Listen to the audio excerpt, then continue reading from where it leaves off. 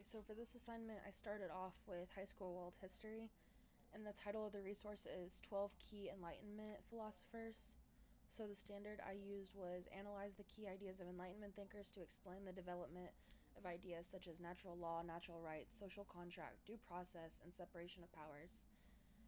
And I use the source because it discusses the key Enlightenment thinkers and goes back to the standard.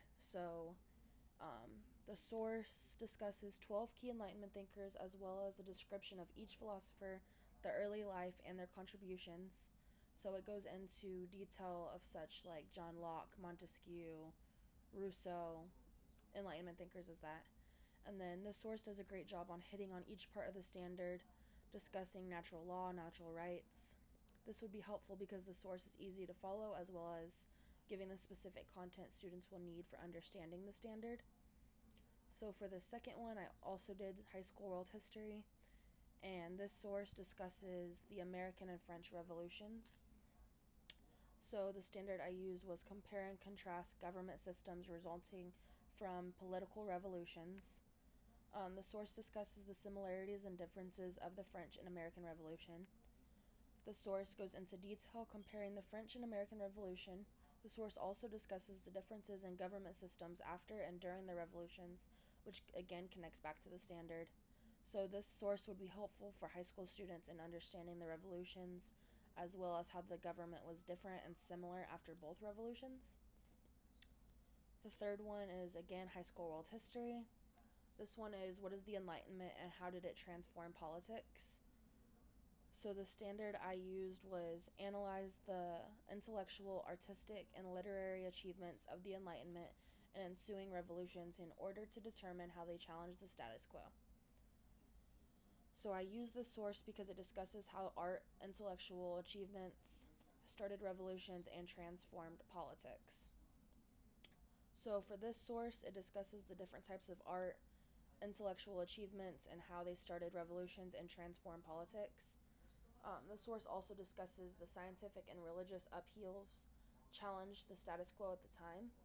The source would also be helpful for high school students to understand how the status quo was challenged and how these achievements resulted in revolutions. So for the last one, it is again high school world history. This one is helping students analyze revolutions. So the standard is analyze responses and reactions to revolutions in order to predict future conflicts. So this source helps students understand how to analyze revolutions.